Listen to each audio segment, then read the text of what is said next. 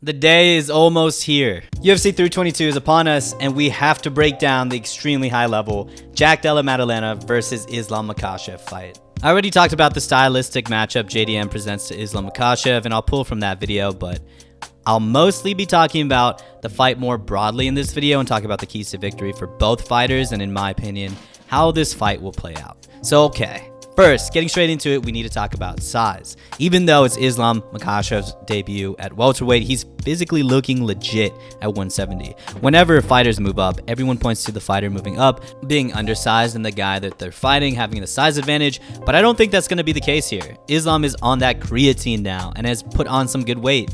Islam has always been big and has always looked like, or probably is naturally, the same size as Belal Muhammad, but this time he's looking like this and is far from undersized. JDM might be, I don't know, an inch taller, maybe 5 to 10 pounds heavier, but I also think Islam's crazy grappling strength is also going to make up for any size advantage that JDM has on Islam. And I know it's not the best size comparison, but when they were doing face-off pictures in New York, height-wise and size-wise, they look very comparable. Yes, it's not perfect, and yes, they're wearing puffers and heavy jackets, but no matter the clothes, when they're right next to each other, it looks like Islam is about the same size as JDM. I will say that in this video, I did mention that Islam having to put on weight to make 170 may have affected him and his training and disrupted what would have been a normal training camp and preparation, but on the flip side of that, they put on really good weight, and I think the size will not have an effect on this fight like most other weight moves do. But stylistically, I think that's where the comparisons get really interesting. When talking about JDM's grappling, everyone points to the Belal fight, and deservingly so. It was a very good performance and a great showing of improvement in the anti-wrestling and grappling department. Jack went from being pancaked by Gilbert Burns the fight before to out-dogging Belal's relentless grappling through the course of 5 grueling rounds and getting out of some very tough positions. He was constantly fighting for underhooks, not relenting positions, and even attempted some takedowns of his own against one of the best, if not the best, grappler in the division. Especially with Craig Jones in his corner, having prepared him for that fight and again for this fight. On paper, JDM should be well equipped to take on a high-level threat in Islam Makhachev grappling-wise come Saturday. But not so fast. As great as this performance was against Belal, Belal is not Islam. Islam's grappling is very different, and some may say just better in general. Belal is a volume king and takedown spammer, sort of like Merab. Takedowns are being shot constantly, and that volume and pressure eventually adds up to a dominant decision. But the key difference between Belal's wrestling and Islam's wrestling is the priority of position over submission. Belal absolutely ragdolled Leon and took his back whenever he wanted, but never really threatened an actual submission, nor was Leon ever in a serious threat of being submitted. Belal's MO is to get an explosive shot into a takedown and control his opponent for the rest of the round. He can get in top position and in position to rain ground and pound, or he can take back like he did against Leon, but he will never really go and seek that finish. The way Craig Jones prepared JDM for Belal was a perfect counter to that style. JDM was very good at stuffing the single, explosive shots Belal went for, and was good at fighting for underhooks and breaking off the attempted shot. And when JDM was on the ground, he popped up very fast, knowing that there really was no legitimate threat for the submission. But things change a lot when preparing for Islam Makhachev, starting with how he gets his takedowns. He'll chain together shit you've never seen before. If he doesn't get that first takedown, he'll drag you into the next attempt, into the next attempt, into the next attempt until he gets it. I wouldn't say it's necessarily harder for JDM to defend, but it will be much more different than having to defend 1 or 2 explosive attempts like he did against Belal and breaking off. JDM will have to defend against some amazing transitions and chain wrestling, and Islam will continue to stay attached to JDM, I'm sure of it. And once this goes to the ground, Islam adds another dimension to the grappling that JDM has to take account for with his legitimate submission threats. Islam loves finding the back or submission threats in general as opponents try to make their way up to the feet.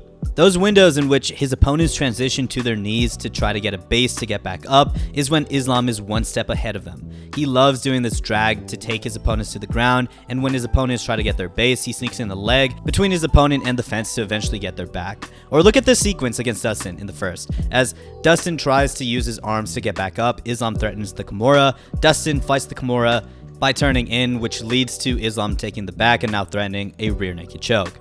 That is the key difference between Belal and Islam. Islam, as his opponents transition to get back up, have to deal with constant and legitimate submission threats from all positions. That's why in this fight, he cannot expect to get back up like he did in the Bilal fight. Again, Bilal doesn't have that legitimate submission threat, so JDM was able to get away with getting up by giving up his back or giving up positions in which he could have been submitted. In this case, you cannot do that against Islam Makhachev. He's using that as a window of opportunity to threaten the submission. And I'm sure Craig Jones knows this. He prepared Volkanovski for this. And I'm not saying that JDM isn't capable of doing this, but I just wanted to point that out.